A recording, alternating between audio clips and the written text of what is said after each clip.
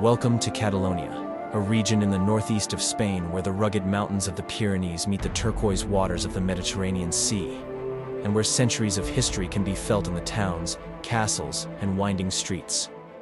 A place known for its own language, strong identity, and deep cultural pride.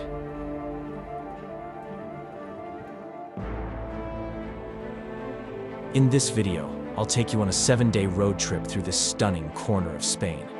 I'll explore the mountains, the coastline, and the inland areas.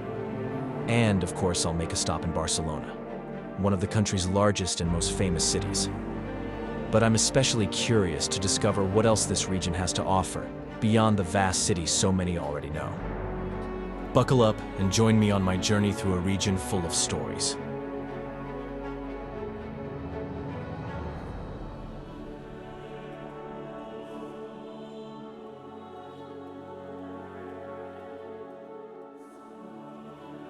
I start my journey in the early morning, just across the French border, in the mountain town of Puigcerda. Situated at around 1,200 meters above sea level, it is surrounded by a stunning mountain landscape. From the viewpoint in the old town, you have a breathtaking view over the green valley, with the Pyrenees rising majestically in the background. I soon continue my journey through the mountains, making my first stop at the Del Bac de Divi viewpoint. It's my first time in the Pyrenees, and the view from this spot immediately makes me pause and take in the vastness of the landscape, a promising sign of what's to come on this trip. Before long, one of Catalonia's most iconic mountains comes into view, Pedraforca. With its distinctive twin peaks jutting into the sky like a natural fork, this mountain is a symbol for hikers, climbers, and for Catalan identity itself. For many Catalans, it's a sacred mountain. Not surprisingly, it appears in legends, folk tales, and even in the Catalan national anthem. At the foot of the mountain, there's a viewing platform that offers a breathtaking panorama of the snow-covered peak and the surrounding ranges.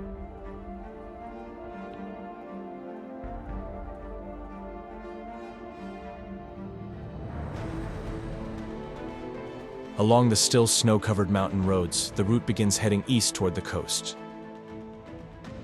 I come across an impressive industrial monument, a former thermal power plant. This facility was once the beating heart of Catalonia's coal industry and opened in 1971.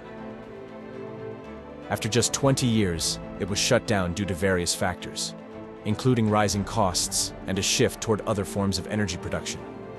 Since then, part of the complex has been converted into a museum, but most of the site and the surrounding area remain completely abandoned. Not only the plant itself has fallen into ruin, the nearby workers' housing, workshops, and warehouses are also slowly being reclaimed by nature. Driving through this area evokes a mysterious feeling, and at times, it truly feels like a post-apocalyptic world. One particularly intriguing abandoned site you can visit is the former summer residence of one of the region's influential mining entrepreneurs. This castle-like house, built in a neo-Gothic style at the beginning of the 20th century, reflected the wealth and status of its owner. It's a rectangular building with a central hall illuminated by a large skylight in the roof.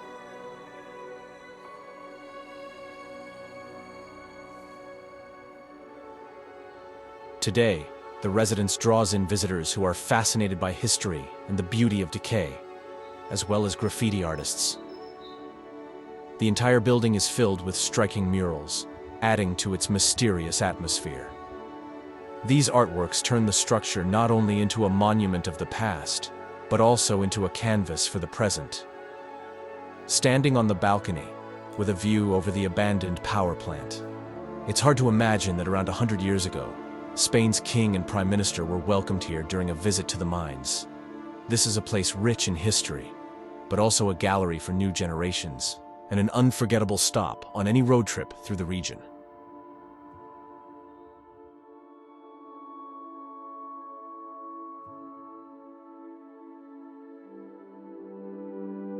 I continue my journey to a magical spot hidden among the forests near the village of Cantanegros.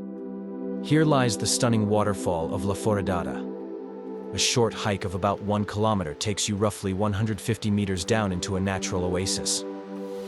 Surrounded by towering rock walls, a waterfall plunges around 15 meters next to a mysterious hole carved into the cliff face. It's a unique place, nestled deep in nature. The further east I go, the flatter the once rugged mountain landscape becomes. But at the same time, more and more unusual rock formations begin to rise from the ground, like this mountain, Puig de la Bastida.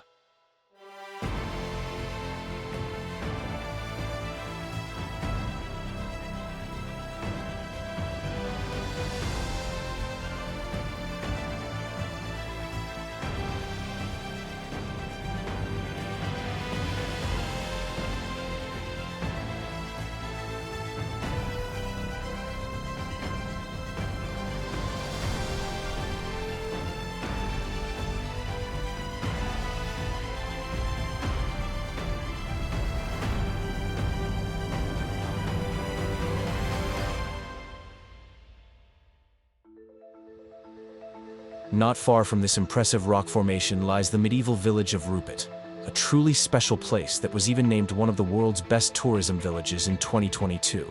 Perched at over 800 meters above sea level, Rupit feels like a place where time has stood still, with its cobbled streets and stone houses dating back to the 16th and 17th centuries. A walk through the village takes you past many historical landmarks, including a Baroque church and an old blacksmith's workshop. A small river runs through the heart of the village, having carved its way through the rock over the centuries, adding even more character to the setting.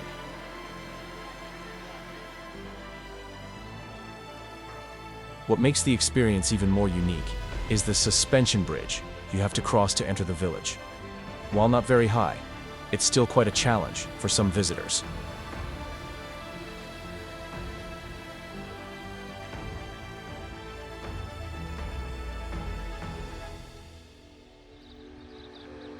I follow the river downstream, and just a few kilometers further, I reach one of the most stunning natural sights in Catalonia.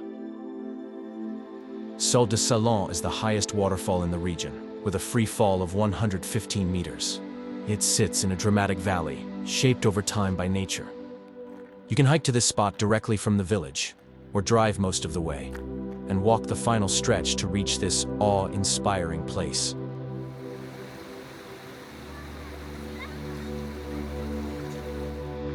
It's not just the waterfall that's impressive. The steep cliffs around the canyon, which you walk along, are just as striking. With several scenic viewpoints along the way, this is a must-see for nature lovers, and a true symbol of Catalonia's untouched beauty.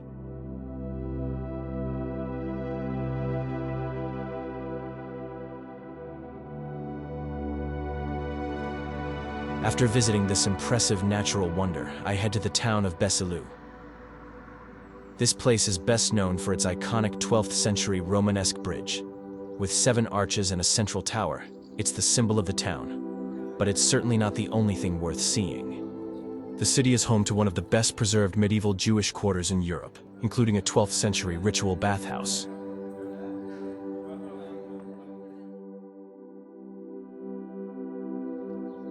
The former Benedictine monastery is another remarkable building, showcasing the beauty of Romanesque architecture.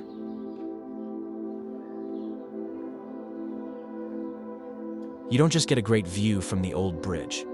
The viewpoint within the town itself also offers a stunning perspective of the medieval structure. Walking through the narrow streets of Besalú feels like stepping back in time, as if you might run into knights from centuries past.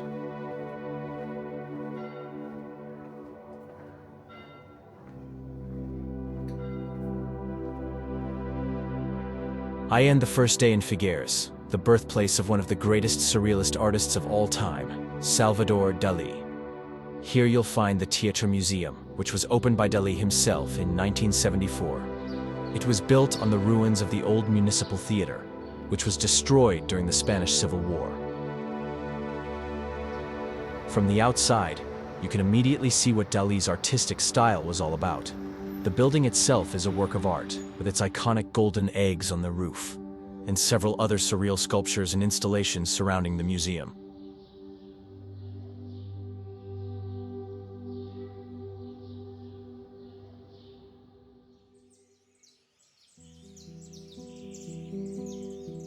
North of the city of Figueres, in the eastern foothills of the Pyrenees, you'll find an impressive castle. Originally dating back to the 9th century, it has been the setting for dramatic battles throughout history. In the 19th century, it was restored by its then owner after falling into disrepair for centuries. Tragically, he never saw the completed building, and the inheritance passed to his sister, who was later found dead under suspicious circumstances inside the castle. The cause was never determined, and to this day, it remains a mystery. Some say this may have even discouraged artist Salvador Dali, who once considered buying the castle, but ultimately changed his mind. The castle can only be visited on weekends, and reaching it requires a long drive along an unpaved road.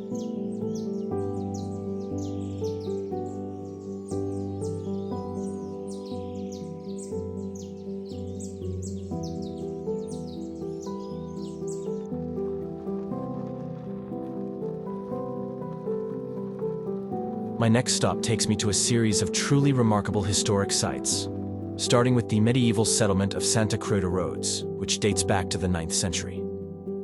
A century later, the Church of Santa Helena was built, marking the beginning of a thriving community. From the 15th century onward, the village began to decline, and today, only ruins and the foundations of around 25 houses remain. Walking through the old village has a haunting atmosphere, especially when clouds drift through the crumbling remains.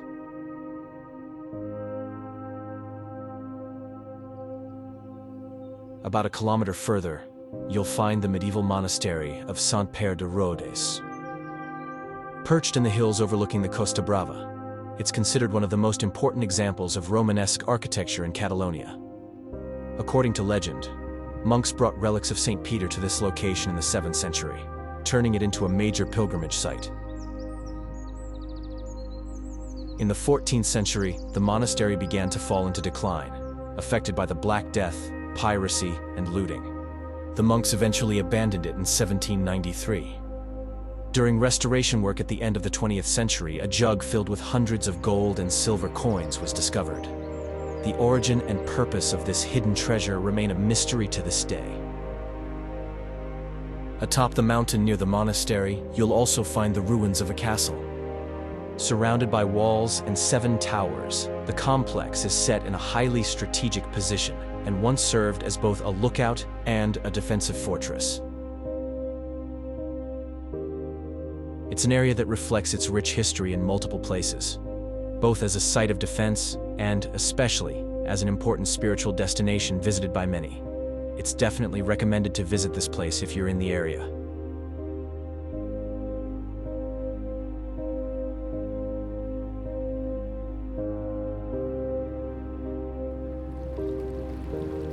It's time to explore the coastline. After a short stop in the town of El Port de la Selva, I head to the beaches on the northern side of the city of L'Escala. The wide sandy shores, broken up by rocky formations, make this a perfect spot for any beach lover. But these beautiful bays are not the only things worth visiting here. Right along the coast, you'll find the ruins of Empúries, a unique archaeological site where the remains of both a Greek and a Roman city exist side by side. Founded by Greek settlers in 575 BC, the city later became home to Roman colonists as well. For centuries, the two cultures lived next to one another. As a visitor, you can clearly experience this cultural blend. On one side, the remains of Greek temples, and on the other, Roman mosaics and infrastructure.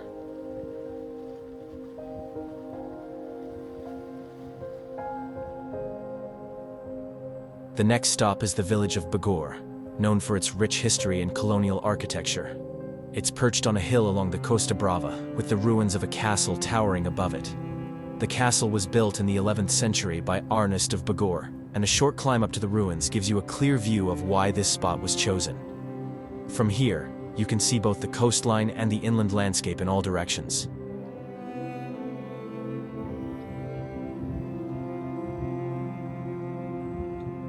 In the 19th century, many locals emigrated to Cuba, and upon returning they built impressive colonial-style houses that still define the look of the village today. At the heart of the town stands the Església de Sant Pere, a church with late Gothic architecture and Baroque details that reflect the village's layered past. Inside, its vaulted ceilings and detailed murals make it well worth stepping in for a closer look. Wandering through the streets, you'll also notice several towers scattered among the houses. These were built during the 16th and 17th centuries, after repeated attacks by Barbary pirates. These towers are a reminder of a time when the village always had to stay alert.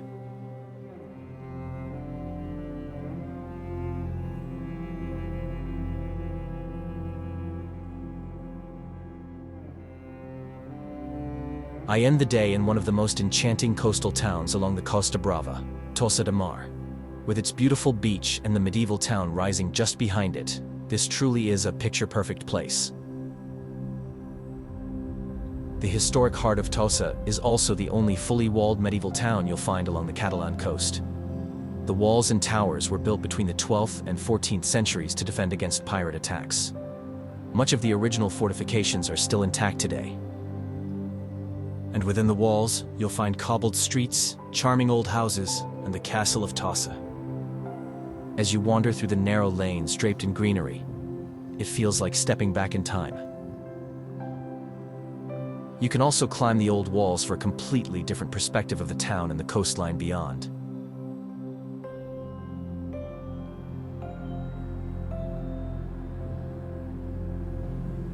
It might just be one of the most beautiful seaside towns on the Costa Brava, and absolutely worth a visit on your journey.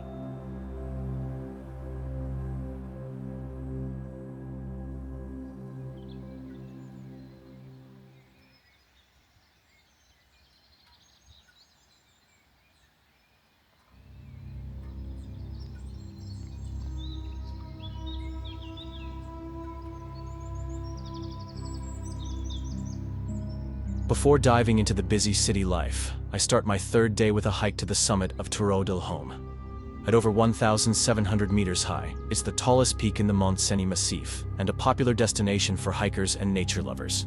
You can drive up most of the way. From there, it's about a 30-minute hike to the top. The reward is a breathtaking view that stretches all the way to the Mediterranean Sea, the city of Barcelona, and even the snow-capped peaks of the Pyrenees.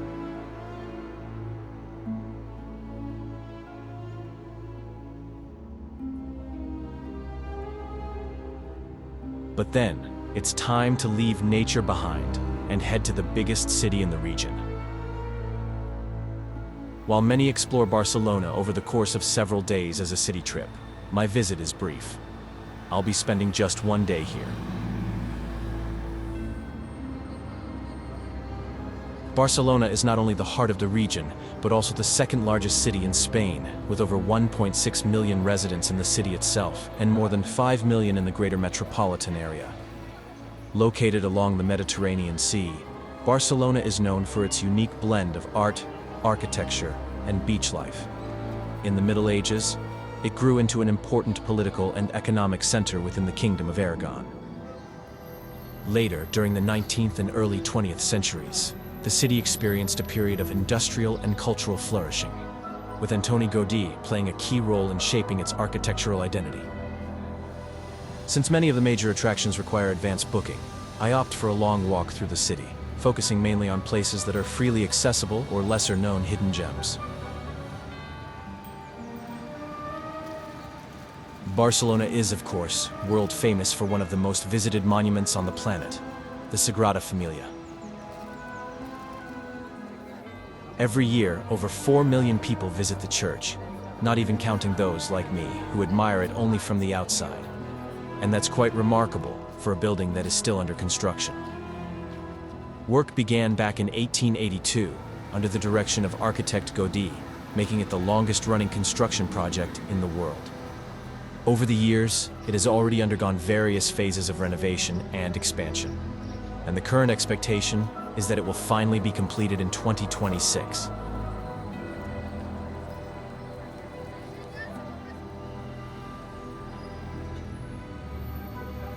The layout of the city is easy to recognize by its grid-like street system, made up mostly of squares and rectangles, a structure that's often buzzing with traffic.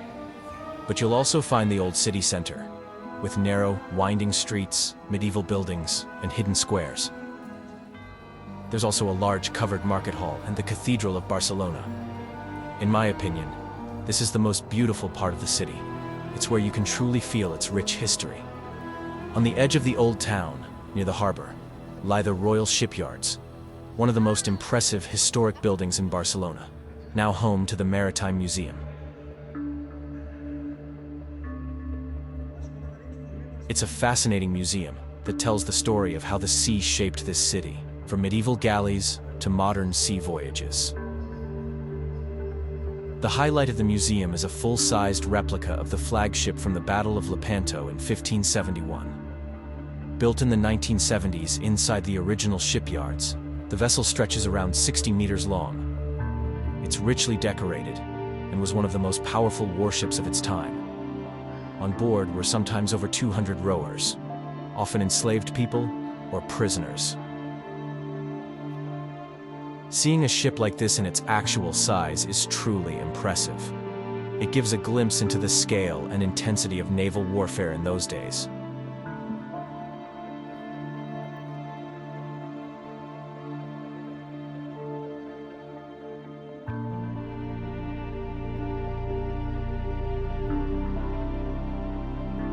The museum is definitely worth a visit, not only for its exhibits, but also to experience the incredible historic setting.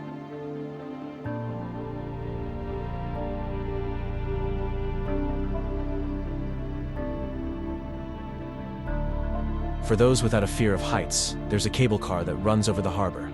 It connects the elevated castle area with the port, making it not only a convenient means of transport, but also offering stunning views of the city.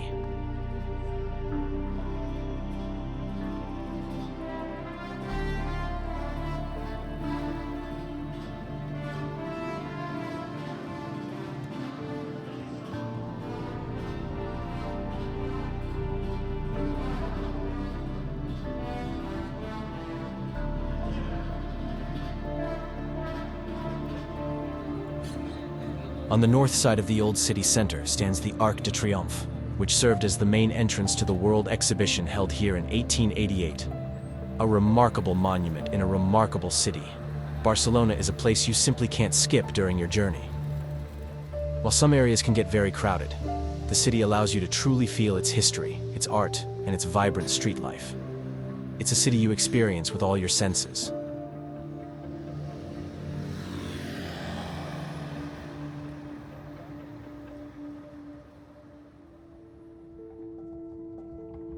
A new day in Catalonia, and after the bustle of Barcelona, today I'm visiting one of the most spiritual and awe-inspiring natural areas of the region.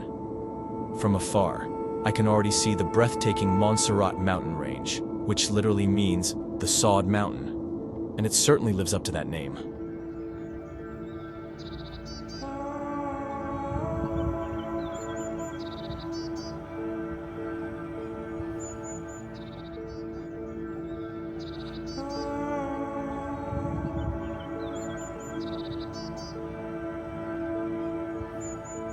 High in the mountains, you'll find a Benedictine monastery founded in the 11th century, built directly into the rocky cliffs of the mountain. It is one of the most important pilgrimage sites in Spain, thanks to the presence of the Black Madonna, the patron saint of Catalonia. According to legend, the statue was discovered by shepherds in a cave on the mountain in the 9th century. When they tried to move it, it became so heavy that they decided to leave it where it was and build a monastery around it. You can reach the monastery by car, as I did, but also by train or cable car from the town at the base of the mountain. As you walk around here, it's easy to understand why this is a place so many people come to.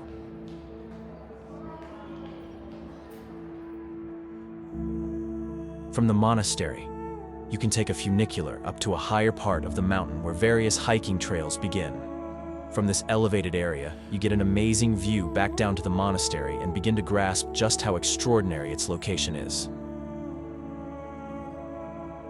I set off on an 8-kilometer hike winding through the mountain peaks, back to the monastery. These jagged peaks, formed of sandstone and limestone, have been shaped by erosion into bizarre, rounded towers. Walking through this otherworldly landscape feels almost surreal. The highest peak of the range reaches 1,236 meters, offering spectacular panoramic views over Catalonia.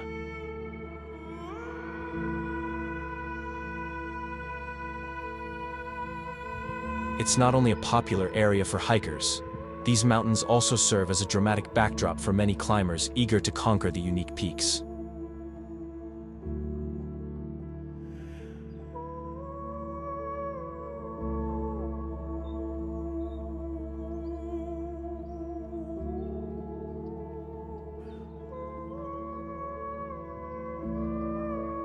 After completing the trail, I take a second walk to the viewpoint Creux de Saint-Michel, about a kilometer from the monastery.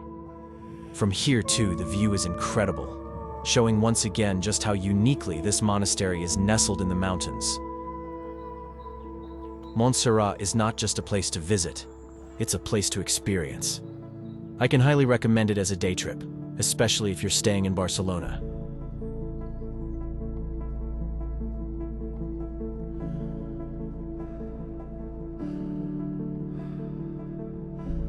If you travel by car, driving through the Montserrat mountain range is an experience in itself. With winding roads and dramatic views over the rock formations, the landscape constantly changes. Along the way, you'll find several viewpoints, and the sight of the immense mountain structures is truly fascinating.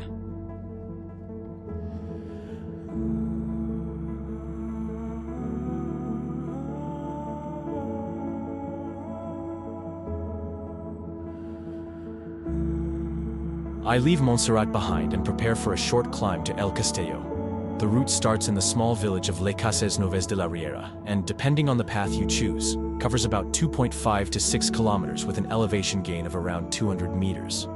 Along the way, you're treated to some beautiful views before reaching the tower in ruins. The entire complex is a remnant of a medieval castle that once marked the frontier between Christian and Islamic territories during the time.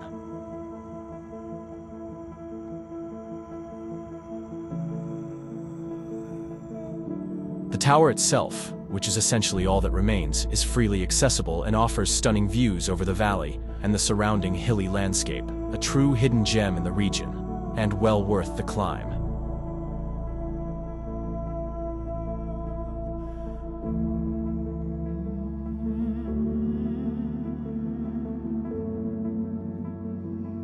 I end my day in the village of Castellet-la-Gornal. This small village is perched on a ridge near a large reservoir.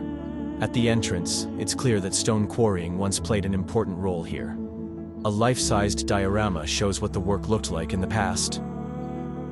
Although the village is almost deserted in the evening, it's still a pleasant place for a short stroll.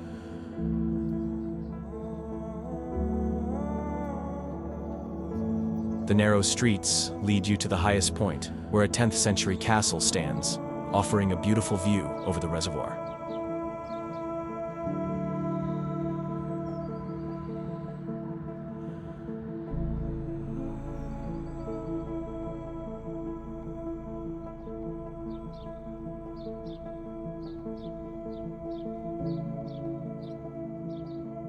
In the early morning, the soft sunlight highlights the castle perfectly, and the still water below creates an almost mirror-like reflection of history. A wonderfully peaceful moment to start the day.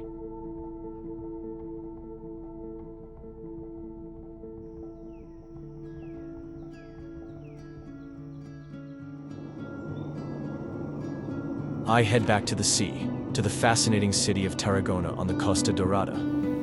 With around 135,000 inhabitants, it's a lively cultural city with a Mediterranean lifestyle. Its rich history becomes immediately apparent. Along the coast lies a vast Roman amphitheater built in the 2nd century AD. In the late antiquity, around 4 centuries later, a basilica was built on the site in honor of 3 Christian martyrs, who were said to have been executed here, including a bishop. The remains of this church are still visible at the center of the arena.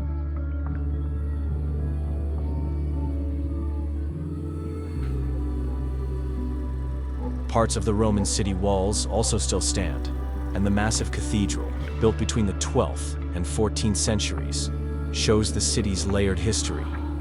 It was constructed on the foundations of a Roman temple dedicated to Jupiter, later followed by a Visigothic church and an Islamic mosque. The cathedral's facade features beautiful sculptures of saints and apostles.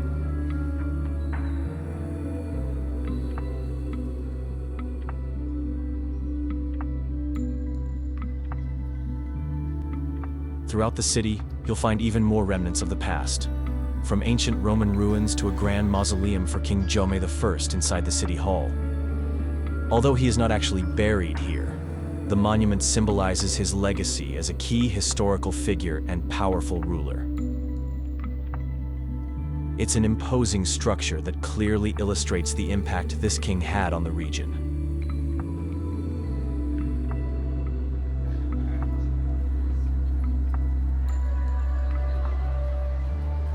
After a brief visit to the large market hall just outside the old town, it's time to head to perhaps the most iconic structure just outside the city, the Pont del Diable, or Devil's Bridge. This impressive Roman aqueduct is one of the best preserved Roman constructions in Catalonia. During the height of the Roman Empire, it was used to transport water from the river to the city. With a length of 217 meters and a height of 27 meters, it's a massive structure that must have taken great effort to construct.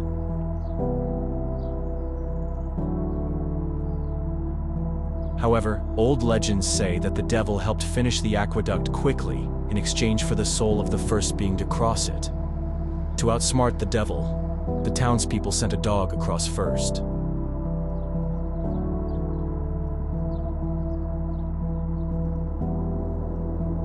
I drive a bit further inland, where high above the Tarragona landscape, the Castell Monestir del Mu rises. The complex was founded in 1153 on the remains of a former Saracen fortress and served as an Augustinian monastery. It was inhabited by various religious communities until 1835, after which it fell into disrepair and was repurposed several times, including as an agricultural center and even as an illegal mint. In 1911, the site was purchased by a Catalan diplomat and Egyptologist, who transformed it into a stately residence while preserving many elements of the original monastery. Guided tours are offered to explore the art collection and the library, though unfortunately, no tours were available during my visit. The area around the monastery offers beautiful walking trails, including a climb up to a small chapel perched on the mountain. From that vantage point, you're treated to a breathtaking view of the complex, and you can really appreciate the scale and grandeur of this historic site.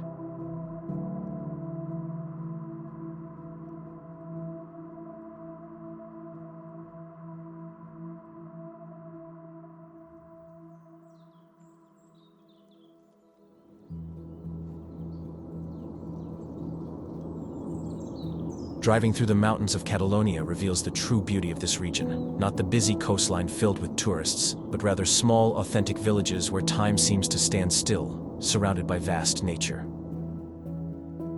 Tucked away between the hills, I pass through the village of Pere, a place with old stone houses, narrow streets, and the remains of a small castle perched at the top of the village.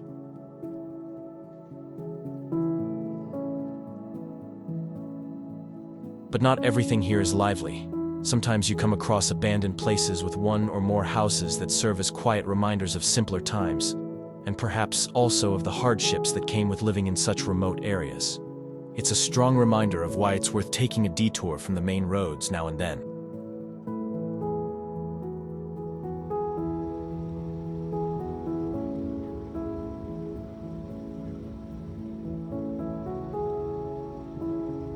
As the day comes to an end, I make one last stop by the sea, at the Ebro Delta Natural Park, one of the most unique natural areas in Spain.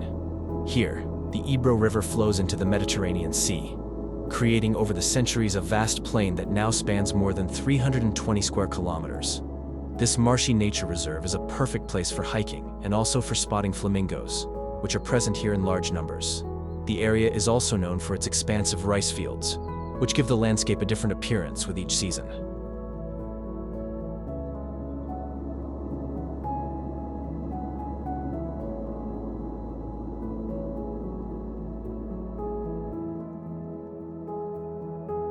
I start the day at the Ermita de la Pietà, a small chapel nestled in the mountains of southern Catalonia.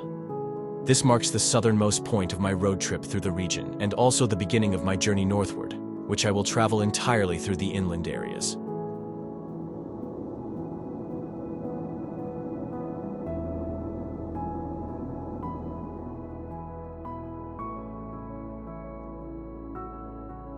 After a beautiful journey through the stunning landscape, I arrive in the city of Tortosa, situated on the banks of the Ebro River. It is one of the oldest cities in the region.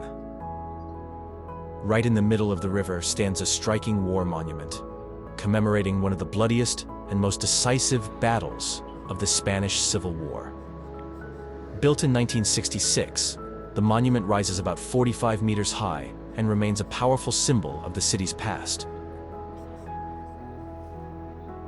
Not far from this monument lies the Episcopal Palace, which for centuries served as the residence of the bishops of Tortosa.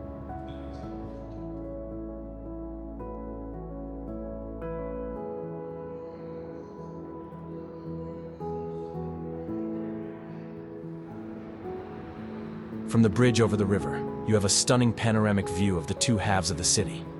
A city that during the Middle Ages held a crucial position between Christian and Muslim territories.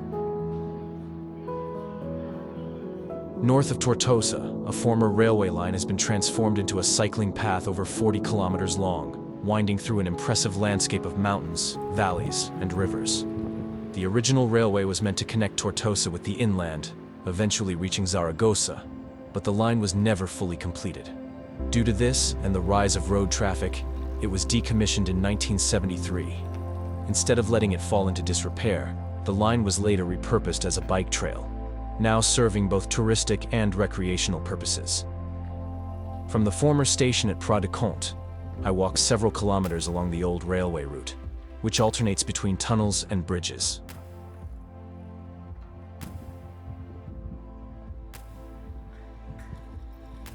After some distance, I arrive at a picturesque valley, home to a church built in the mid-18th century.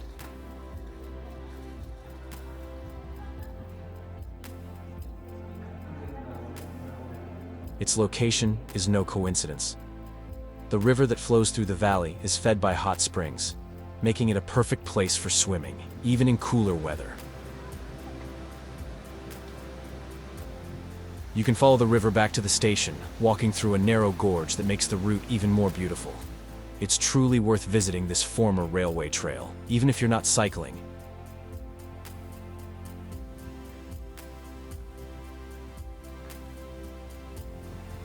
At the end of the day, I head further north to visit the city of Lleida, home to around 140,000 inhabitants and boasting a rich history that dates back to Roman times.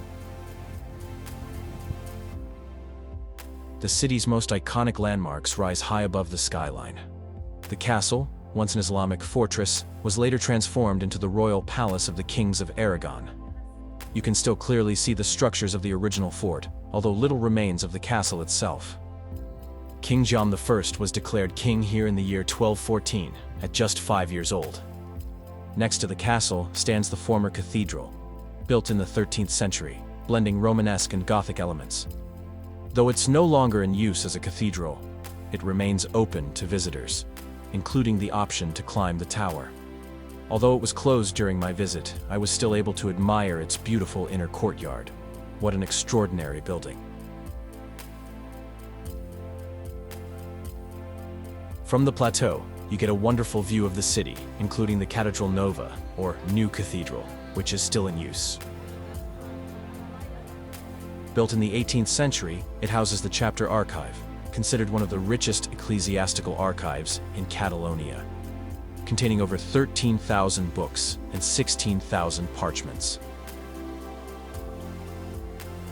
A hidden gem in Lleida is the town hall, built in the 13th century and donated to the city in 1383 by the Sant family. What makes this building special is that you can visit the cellar, which has been transformed into a small museum. Previously served as the city prison, the remnants of which are still visible, along with Roman ruins, including a 1st century arch, remains of bathhouses from the 9th century, and medieval structures from the original palace. This offers a truly unique experience, providing a glimpse into the evolution of the city over the centuries. It's absolutely worth stepping into the town hall to explore this fascinating layer of history.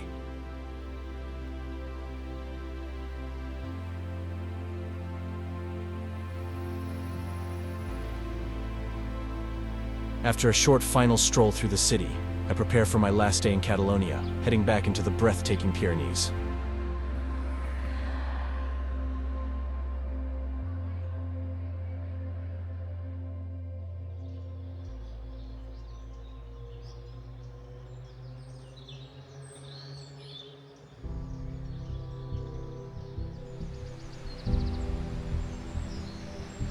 I start the day again with a beautiful hike, the Congost del Mu.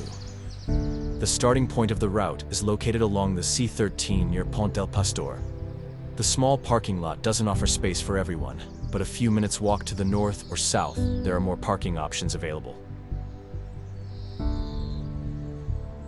The route leads through an impressive gorge carved by the Segre River, with hanging bridges, steep rock walls, and narrow paths, one of the most spectacular in this area.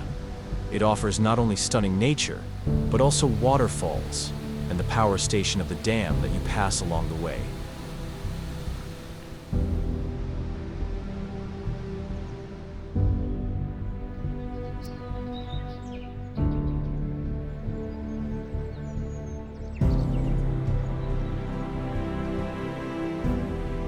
The higher parts provide breathtaking views of this magnificent landscape and the winding river that shaped it.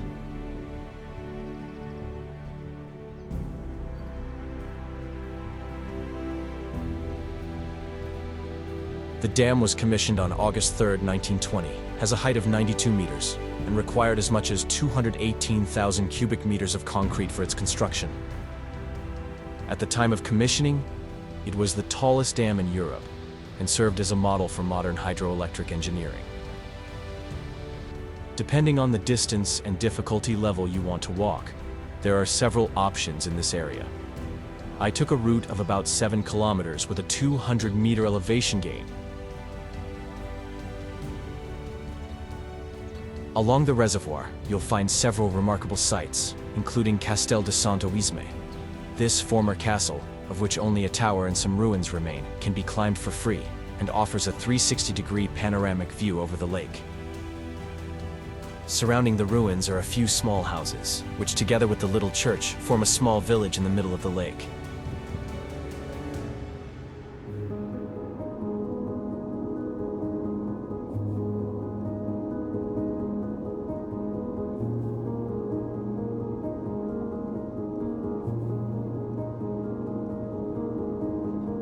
The further north I go, the more impressive the landscape becomes.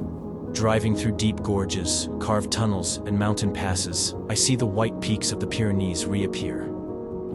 A moment that really makes you pause.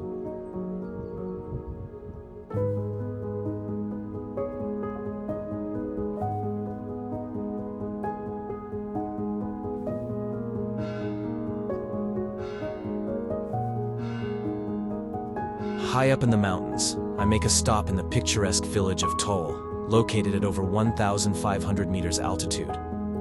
It is mainly known for two 12th century churches that are even part of the UNESCO World Heritage List, and the annual Festa Major, an ancient fire tradition in July, considered intangible cultural heritage.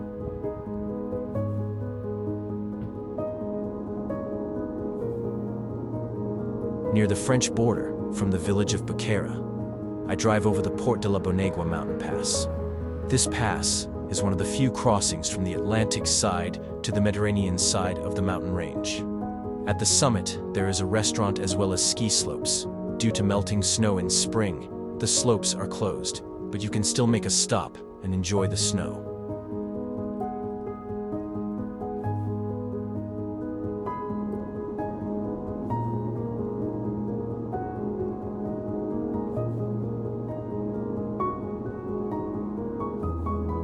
The end of my journey through Catalonia has arrived. I make one last stop at the medieval town of Santa Creu de Lagunes, a historical archaeological site that also reflects back on my trip through Catalonia. It was a journey through rugged mountains, hidden villages, impressive castles, and vibrant cities. This stunning landscape full of history has shown me how beautiful this Spanish region is, and especially what it has to offer. I hope you've enjoyed this wonderful area with me. Let me know which place you found most beautiful, or if there's a spot I should visit too. If you liked the video, give it a thumbs up and don't forget to subscribe so you don't miss my next trips. Thanks for watching, and see you soon.